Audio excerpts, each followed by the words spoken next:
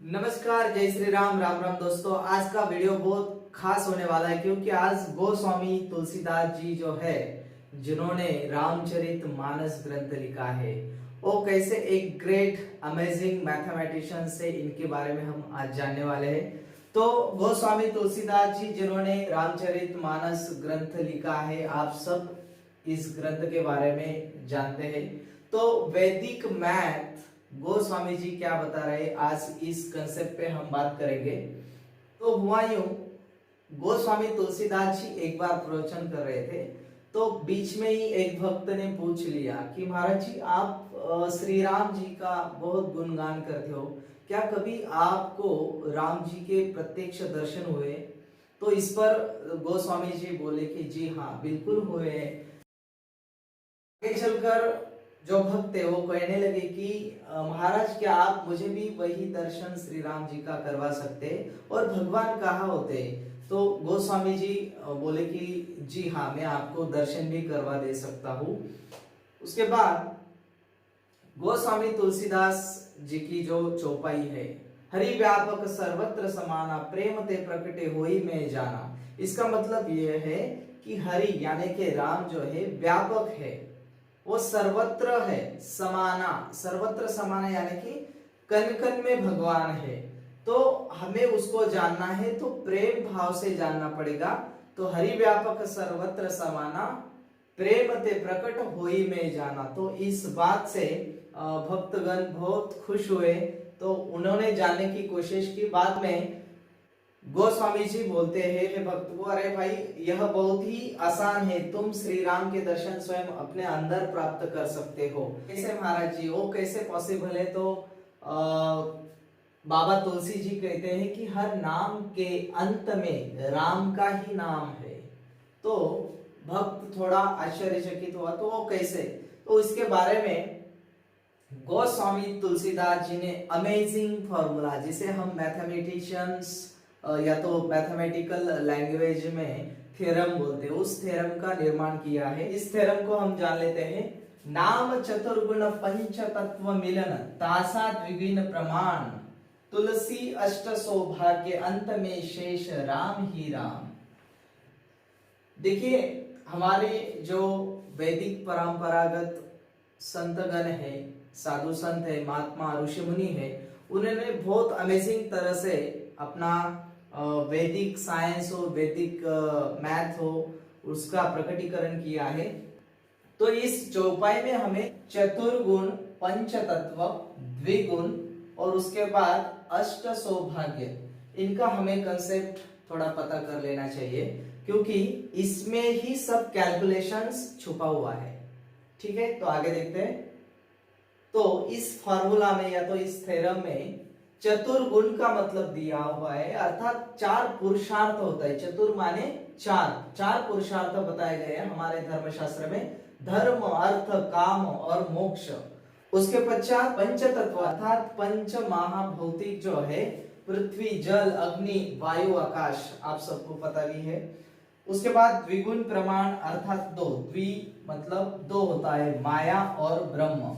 उसके बाद में अष्ट सौभाग्य, इसका मतलब है अष्ट सौभागे, भागे मतलब डिवीजन करना है, अर्थात आठ प्रकार की लक्ष्मी मानी जाती है। उसमें अग, विद्या, सौभाग्य, अमृत, काम, सत्य, भोग और योग लक्ष्मी अथवा अष्टाधा प्रकृति इसे कहा गया है। तो इस थ्योरम में हमें देखना है कि अंत में राम नाम ही होता है, हर नाम में जो अंत में होता है वो राम नाम होता है। इसके बारे में हम जानने वाले हैं।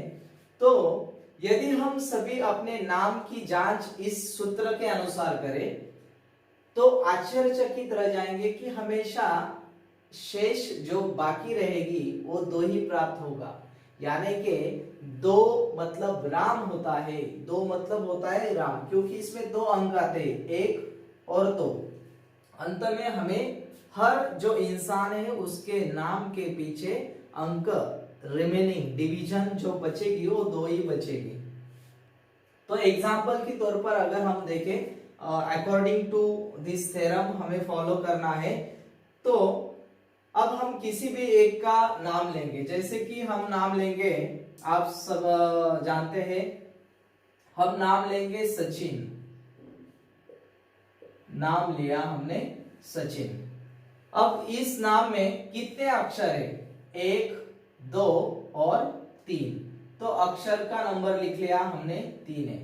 उस गिनती को चतुर्गुण 4 से गुणाकार करें। इसका मतलब मल्टीप्लाई बाय 4। 4 से हमें क्या करना है? मल्टीप्लीकेशन करना है। उसका कैलकुलेशन आएगा 4 3 12। ठीक है। उसके पश्चात सेकेंड स्टेप है, उसमें पंचतत्व मिलकर, मिलना मतलब एडिशन करना है। 12 प्लस पंचतत्व माने 5, कितना हुआ? 12 प्लस 5 17। ठीक है। नेक्स्ट स्टेप बता रहे द्विगुण प्रमाण, दुगना करना है, मतलब जो फाइनल आंसर है उसको 17 मल्टीप्लाई बाय 2, 17 2 34, राइट। उसके बाद चौथी स्टेप बताई गई है, आई हुई जो संख्या है उसमें 800 भागे 800। इसका मतलब है 34 भागे, मतलब डिवीजन करना है, विभाजित करना है, जिसे विभाजित बोला गया है। तो 34 को 8 से डिवाइड करने का है। अभी थोड़ी प्राइमरी जो स्टेज है उसमें हम सॉल्व करेंगे, क्योंकि अंत में हमें क्या शेष मिलना चाहिए? रिमेनिंग जो रहती है डिवीजन में वो 2 मिलनी चाहिए, इसलिए मैं ये तरीका अपनाता हूं। अभी देखिए 8 के टेबल में 34 कितने नंबर पे आता है? हम पहले राइट कर लेते हैं 8 का टेबल।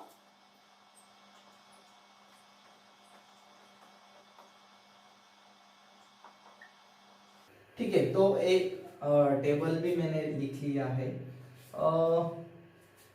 8 के टेबल में 34 तो नहीं दिखाई दे रहा है, लेकिन उससे छोटा वाला दिखाई दे रहा है 32।